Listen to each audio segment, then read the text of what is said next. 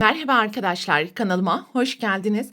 Bugünkü videomda yeni başlayanlar için kolay ve hızlı yılbaşı süslemelerinizde kullanabileceğiniz tığ işi mini çam ağacı yapılışını anlatacağım.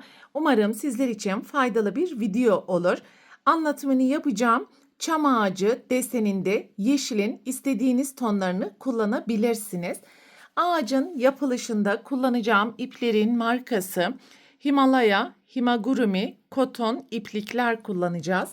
Tığ numarası olarak ise 2,5 milimetre ile ağaçları öreceğiz. Desteğinizi göstermek adına videomu beğenip kanalıma abone olduysanız haydi vakit kaybetmeden ağaçların yapılışına başlayalım. Ağacın yapılışına sihirli halka yaparak başlayalım.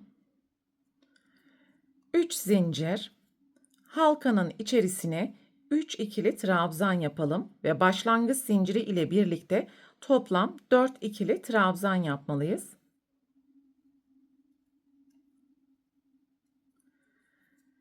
İki zincir, halkanın içerisine 4 trabzan,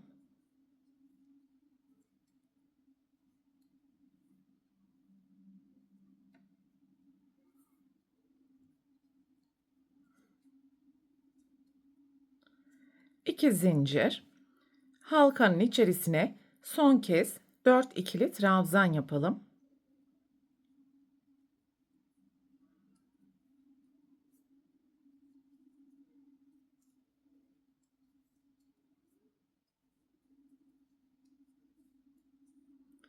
Sihirli halkanın ipini sıkıştıralım. 2 zincir, ilk zincirin tepesine kaydırma yaparak sırayı tamamlayalım. 3 zincir, 2 zincir boşluğuna 4 trabzan, 2 zincir, 4 trabzan yapalım.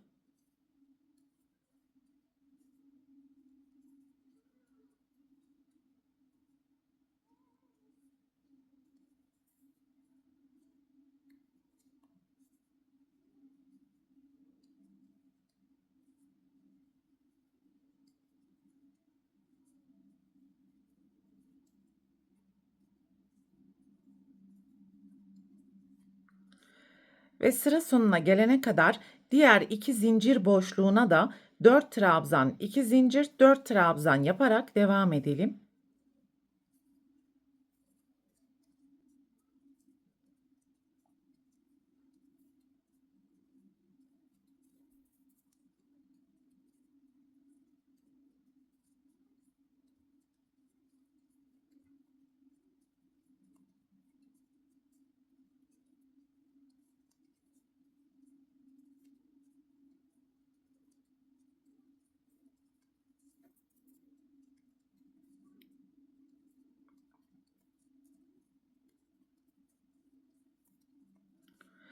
Son 2 zincir boşluğuna ikinci 4 trabzanı yaparken 3 trabzan yaparak bırakıyoruz. Dördüncü trabzanı oluştururken ilk yapmış olduğumuz zincirin tepesine kaydırma yaptığımız zaman dördüncü trabzanı oluşturmuş olacağız. 3 zincir, aynı boşluğun içerisine 4 ikili trabzan yapalım ve başlangıç zinciri ile birlikte toplam 5 trabzan elde edeceğiz.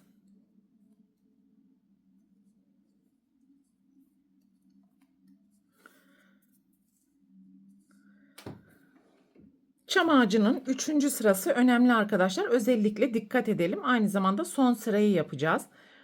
Sonra gelen 2 zincir boşluğuna 4 trabzan, 2 zincir, 4 trabzan yapalım.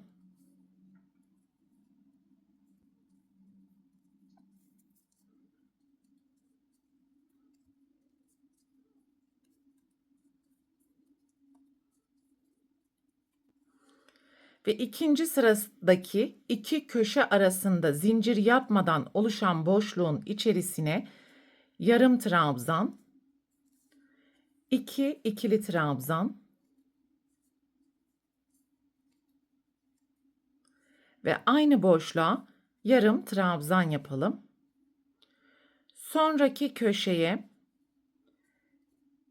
yarım trabzan, 2 ikili trabzan Tığın başını 2 kez dolayalım. Aynı boşluğa ikişer ikişer kapattığımız üçlü trabzan yapalım. Burası çam ağacının üst noktası olduğu için sayıları farklı yapıyoruz. 2 zincir, tekrar tığın başını dolayalım. Aynı boşluğa sırayla üçlü trabzan, 2 ikili trabzan ve yarım trabzan yapalım.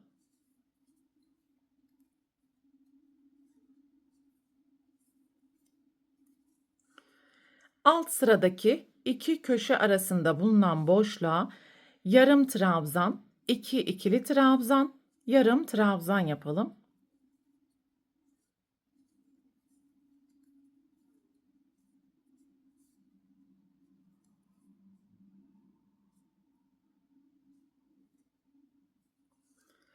Ve son köşeye de 4 trabzan, 2 zincir, 4 ikili trabzan yapalım.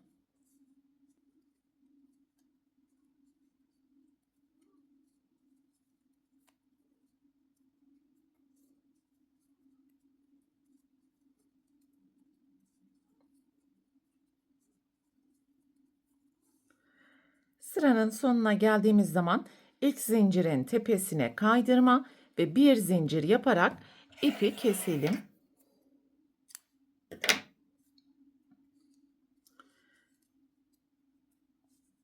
Evet, çam ağacımızın görünümünü bu şekilde tamamlamış olduk ve bu ipi de arka taraftaki ilmeklerin arasından gizleyebildiğimiz kadar gizleme işlemini yapalım.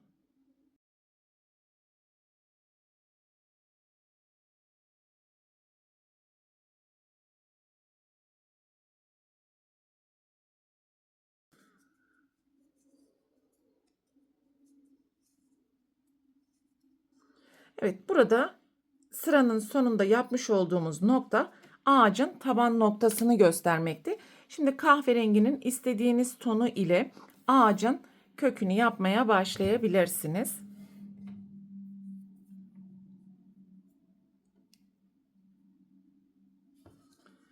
Şu şekilde ağacın taban noktasını çevirelim ve sıranın sonunda kaydırma yapmış olduğumuz aynı boşluğun içerisinden ipi sabitleyerek 3 zincir yapalım. Alttaki 4 trabzanın tepesine yan yana 4 tane ikili trabzan yapalım. Başlangıç zinciri ile birlikte toplam 5 ikili trabzan elde edeceğiz.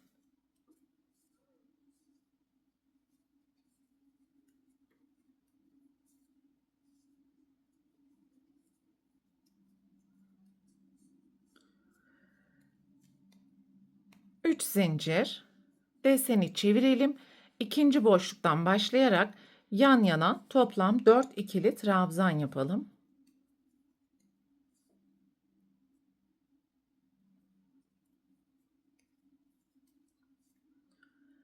Son trabzanı altta yapmış olduğumuz zincirin tepesine yaparak sırayı tamamlayalım. Bir zincir yaparak ipi keselim ve ilmeklerin arkasından gizleyelim.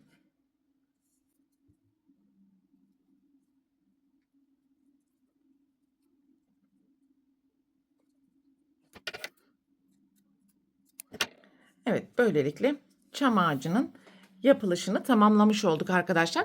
Dilerseniz üst noktasına anahtar klipsi takarak anahtarlık olarak da sevdiklerinize hediye fikirleri olarak değerlendirebilirsiniz. Bu videoda anlatacaklarım bunlardan ibaretti. Umarım sizler için faydalı bir video olmuştur. Sonraki eğitim videosunda görüşene dek lütfen kanalıma abone olarak videomu beğenmeyi ve sevdiklerinizle paylaşmayı unutmayın. Hoşça kalın.